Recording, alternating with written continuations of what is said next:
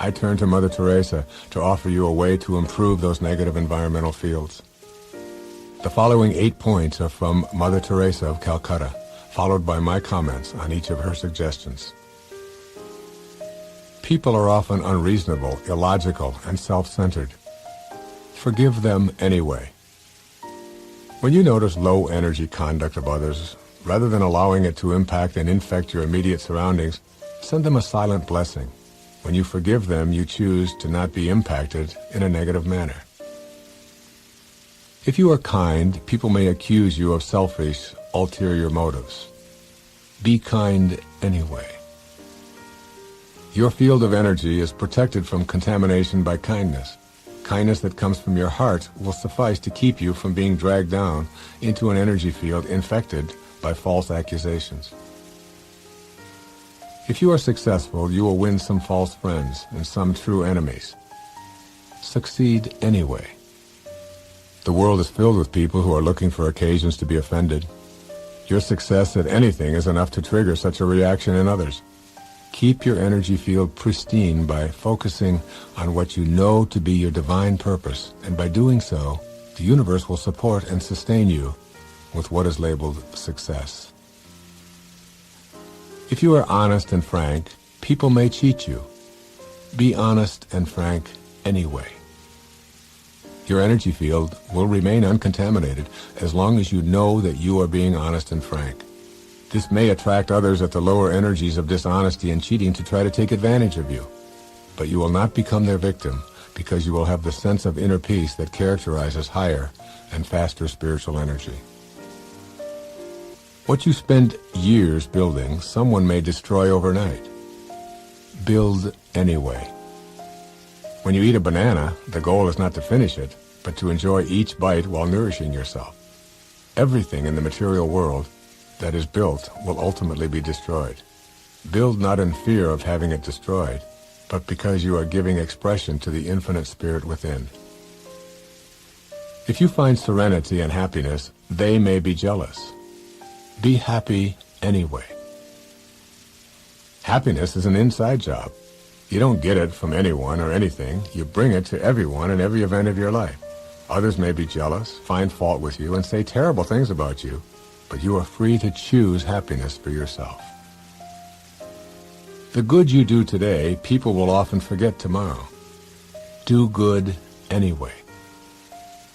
Like being happy, doing good is something that you do as an expression of your invisible spiritual essence.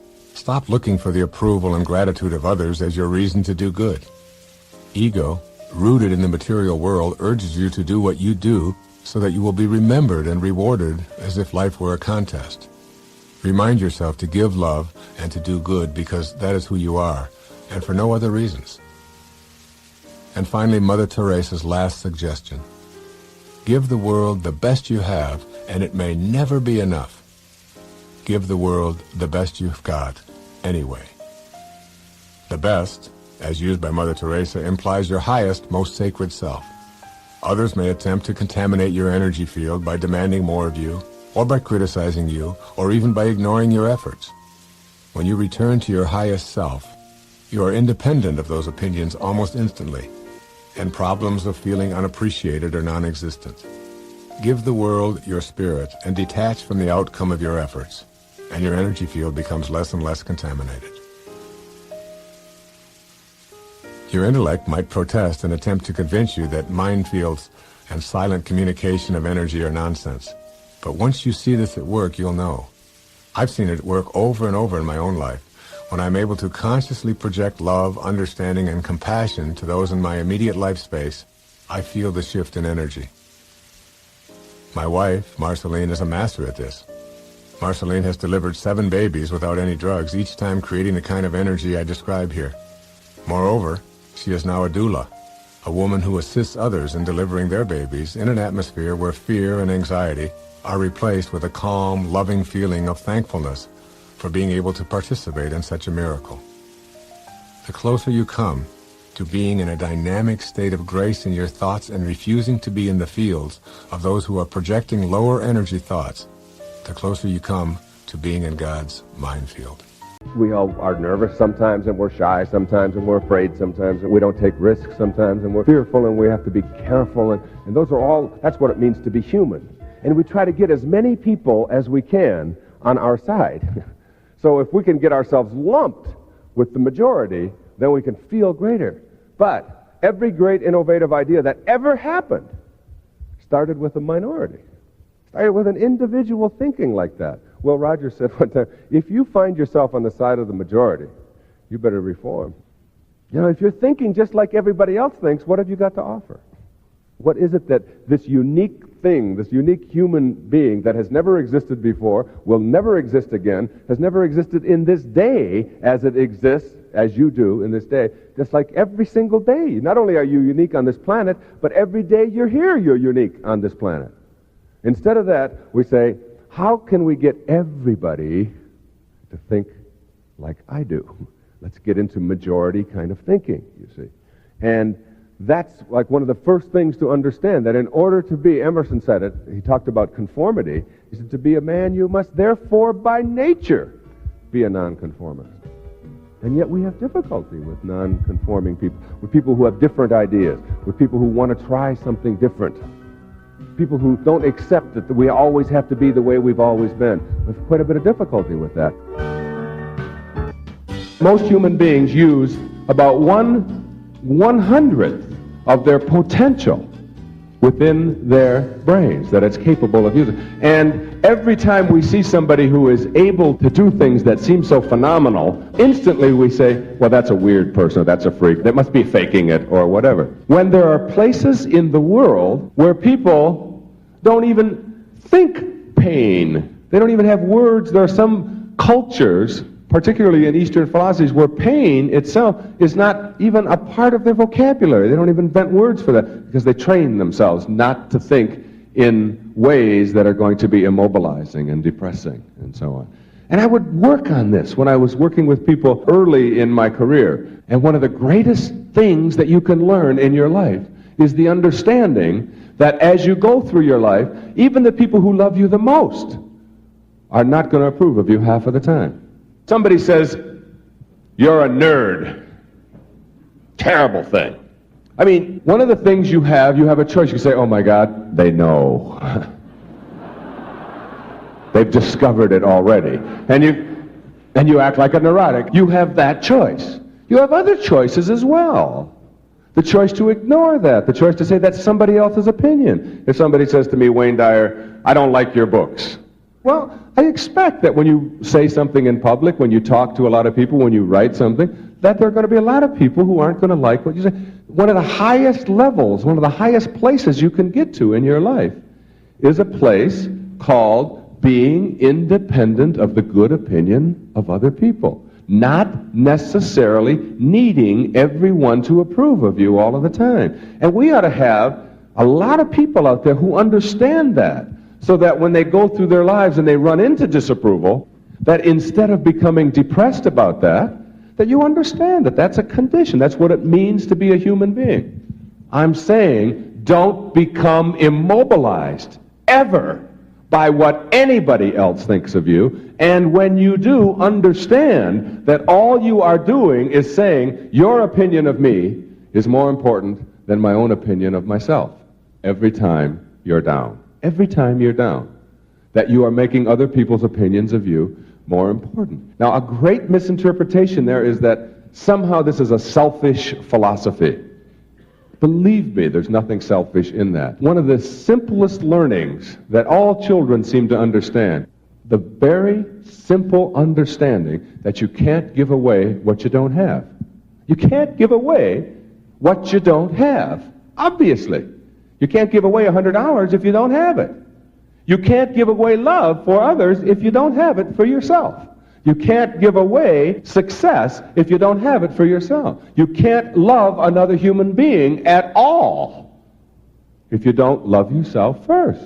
And think of yourself as a worthy person. So that if you want to be a great altruist, a philanthropist, somebody who loves everybody in the world, then you've got to get your own house in order. And that's all I'm saying. Get your own house in order. your own self in order, so that you can become one of those people that have transcended, who have gone beyond simply worrying about how they're going to cope with their lives. It mystifies me sometimes. We all have this little child within us, and all little children know how to be happy. All little children know how to be self-actualized, fully functioning, creatively alive. They know how to enjoy their lives. And then somehow they lose it, somewhere along the way. And as we get to be adults, we forget what we had. It's the whole theory of whether a glass is half full or half empty. I mean, it's always half full to me. Always half full. If you believe that it's half empty, it's the same thing as saying people are basically evil. And that's a basis for a big theory in psychology. That's what psychoanalytic theory is really basically all about, is that each one of us have an id somewhere within us, and that's an untamed monster. That's something that we have to watch out for, and it will capture us, and it'll destroy us, and it's that all of us have this evil creature residing within us. I can't buy that. I just can't buy that. I look at little children and the way they are, I don't see it. I refuse to think that, even though I know that there are people who behave in evil ways. I believe basically that within each one of us is a reservoir of love and beauty and appreciation and so on, and that we've often lost it in the name of trying to get ahead of the other guy or trying to be successful or whatever. People who know how to enjoy their lives are never a burden to anybody else. They just want to be left alone. Just quit bugging me. Don't always be looking over your shoulder. Don't be monitoring everything that I do. Stop telling me how to live. Stop telling me what to do. Stop trying to live your life through me. Highly functioning people know how to live their lives, and they're never a burden to anybody. I'd like you to imagine the following scene. You're in your house. You've got your car keys in your hand. The lights go out. Power failure. You can't see a thing. You stumble around in your living room and you drop your keys. And you look around for a moment and you realize that you're never going to find them in the dark. But you look outside and you notice that the street lights are on. So in your mind, a light bulb goes off. I'm not going to sit around here in the dark and grope around looking for my keys when there's a light on outside. I'm going to go out here under the street light and I'm going to look for my keys. Why are you laughing? This makes a lot of sense. So you're out here and you're groping around and you're looking for your keys and you're looking and your neighbor comes along and says, "What happened, Wayne?" "Well, I dropped my keys." "Oh, well, I'll help you look for them." And the two of us are now down here looking for our keys. And looking. Finally, he says to me, "Excuse me, but where did you drop your keys?" "Well, I dropped them in the house." He said, "You mean to tell me that you dropped your keys in the house and you're looking for them out here in the streetlight? Doesn't make any sense." And I said, "Well, it doesn't make any sense to grope around in the dark when there's light out here." Now you laugh and you think how silly that is, but isn't that exactly what we do when we have a problem, a difficulty, a struggle that is located inside and we're looking for the solution outside, someplace outside of ourselves? If you were raised on blame, it is a habit for you to reach for this excuse whenever you wish to explain why something is not working in your life. You can, for instance, blame lack of prosperity on a lot of externals: your culture, the stock market, politicians, your parents, lady luck, the greed of others.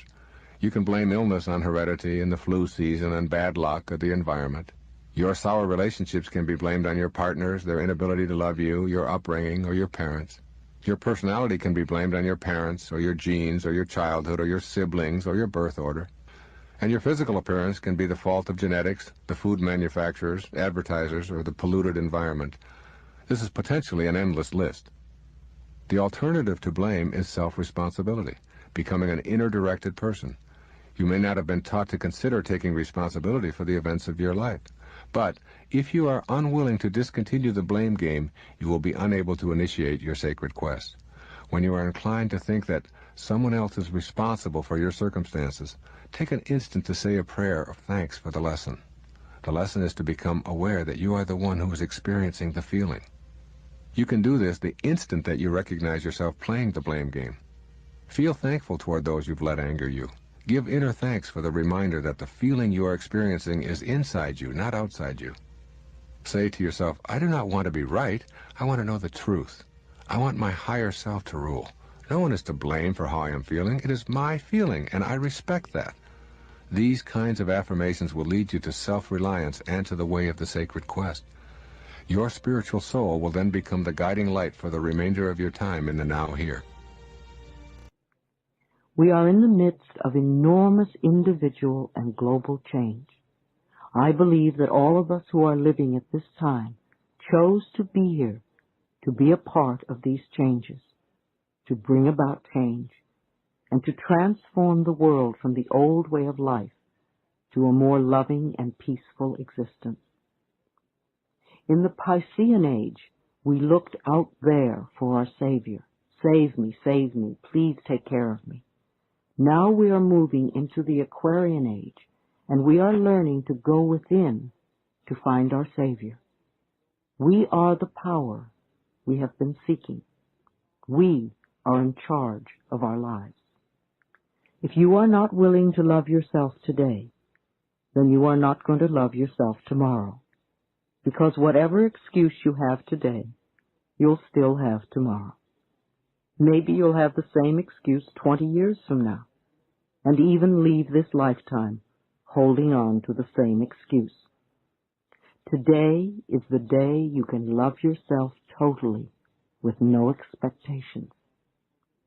I want to help create a world where it is safe for us to love each other, where we can express who we are and be loved and accepted by the people around us without judgment, criticism, or prejudice. Loving begins at home. The Bible says, love thy neighbor as thyself. Far too often we forget the last couple of words, as thyself. We really can't love anyone out there unless the love starts inside us. I call it living from the end. This is one of the harder ones for people to get, but I'd like you to go again to the New Testament. Look at Romans 4:17. In the presence of him whom he believed God, who gives life to the dead, and calls those things which do not exist as though they did. And calls those things which do not exist as though they did. Those are very important, significant words. You have to be able to call the things which you have not seen yet materialize and manifest into your physical world. You have to be able to say to yourself, I call those things that I would like to become as if they already do. And you place into your imagination fearlessly the I ams which you would like to create for yourself. And when it's time for me to write another book, I don't even know what it's going to be. I just know that it starts germinating inside me. And it's like a calling, it's like a passion. It's as if I call those things, the book does not exist. I call it as if it did. I have a wonderful quote by the man I've cited before. His name is Neville, and it goes like this. He says, disregard appearances, conditions, in fact, disregard all evidence of your senses, that is what your eyes and ears tell you, that deny the fulfillment of your desire, whatever it is you want to attract into your life. Disregard appearances, conditions, in fact, all evidence of your senses that deny the fulfillment of your desire. Rest in the assumption that you already are what you want to be. For in that determined assumption, you and your infinite being, your extraordinary self, which is what this program is about, are merged in creative unity, and with your infinite being, God, all things are possible. God never fails, and you are a piece of that which never fails. And you are going to move beyond just being a piece and just being a fragment and just being a segment until it becomes your overwhelming knowing that you have within you this divine capacity. You don't need evidence of your senses. I wrote a book a few years back. The title of it, I had to get my publisher because they didn't understand it. They called back, they said, I think you got this wrong. I said, no, it's called You'll See It When You Believe It. Not the other way around. People will say, well, I'll believe it when I see it. It doesn't work that way. You'll see it when inside you have a knowing. And Neville also said, therefore, to incarnate a new and a greater value of yourself, you must assume that you already are what you want to be, and then live by faith in this assumption. Now, this flies in the face of so much of what you've been told, because you have a tendency to believe that what your eyes and ears tell you is reality. But this is what we know by our senses. Just this little tiny fragment. I can't even get, it's like a millionth of a millimeter. And all that is unknown is in the invisible, in the imagination. And most of our attention is focused on, this is my beliefs and my disbeliefs about what is possible and what isn't possible are here. And it's an endless universe. So placing I ams into your imagination is one thing. It's an intellectual act. Living from the end means that you call the things which do not exist as if they did. You are a piece of God. You are a living, breathing creation that emanated from the universal mind of the all-creating source. You and God are the same thing. Very simply put, when you love and trust yourself, you're loving and trusting the wisdom that created you. And when you fail to love and trust yourself, you're denying that infinite wisdom in favor of your own ego. It's important here to remember that at every single moment of your life, you have the choice to either be a host to God or a hostage to your ego. So here's the question, host or hostage? Your ego's belief that you're separate from everyone, separate from what's missing in your life, and most egregiously, separate from God, further hampers your ability to live up to the intention of respecting yourself. Ego's idea of separation fosters your feelings of being in competition with everyone and evaluating your worth based on how frequently you emerge as a winner. As a hostage to your ego, self-respect is unavailable because you feel judged for your failures. It's out of this bleak picture produced by the negative ego that self-rejection emerges. It captures you and makes a hostage of you, never allowing you to play host to that from which you originated. Being a host to God means always seeing your authentic connection to your source. It's knowing that it's impossible for you to ever be disconnected from the source from which you came.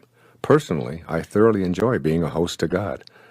As I write here every single morning, as I sit here in the studio reading these words, I feel that I'm receiving words and ideas from the power of intention, which allows me to bring these words to this page and to this recording.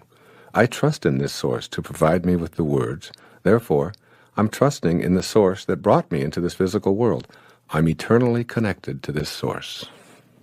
This awareness simply doesn't include a lack of respect for intending this book or this recording into form.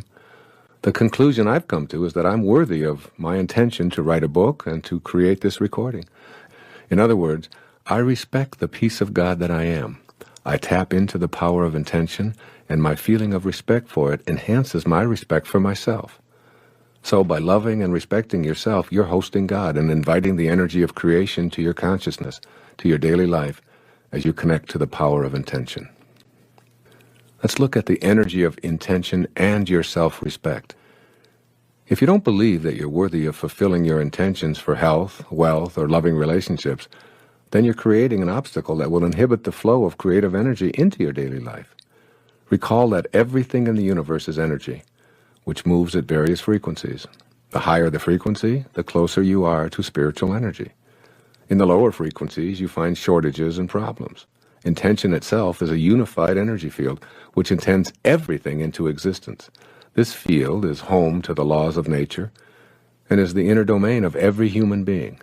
This is the field of all possibilities, and it's yours, just by virtue of your existence. Having a belief system that denies your connection to intention is the only way you're unable to access the power of intention from the infinite field. If you're convinced that you're unworthy of enjoying the field of all possibilities, then you'll radiate this very kind of low energy. This will, in fact, become your attracted energy pattern, and you'll send messages to the universe that you're unworthy of receiving the unlimited abundance of the originating spirit. Soon you'll act on this inner conviction of self-disrespect. The antidote to this dreary picture is to make an internal commitment to respect yourself and to feel worthy of all that the universe has to offer. If anyone is entitled to success and happiness, everyone is, because everyone is always connected to intention. Simply put, disrespecting yourself is not only disrespecting one of God's greatest creation, it's disrespecting God. When you disrespect your source, you say no to it, and you turn away from the power of intention. This stops the flow of energy that allows you to put your individual unbending intent into practice. All of the positive thinking in the world will do you absolutely no good if those thoughts don't emanate from respect for your connection to intention. The source of your thoughts must be celebrated and loved. And this means having the self-respect that's in harmony with the omniscient source of intelligence. What's the source of your thoughts? Your beingness. Your beingness is the place from which your thoughts and actions come. When you disrespect your being, you set into motion a chain reaction culminating in unfulfilled intentions. What you think of yourself is what you think of the world. How do you see the world you live in? What do you think people in general are really like? Do you believe that evil is triumphing over good? Is the world filled with egocentric, selfish people? Can the little guy ever get ahead? Are government entities and all their representatives corrupt and untrustworthy? Is life unfair? Is it impossible to get ahead if you don't have connections? When you have a gloomy picture of what the world looks like, you're unreceptive to the potential assistance that's there to help you with your own individual intentions. Why would others want to come to your aid when you view them as contemptible? Why would the universal force be attracted to that which repels it? How could a world that's so corrupt ever be of assistance to someone who has noble intentions? The answer to these questions are obvious. You attract into your life what you feel inside. If you feel that you're not worthy of being respected, you attract disrespect. This weak self-respect is the result of an exceptionally rusty link to the field of intention. This link must be cleansed and purified, and that takes place within your own mind.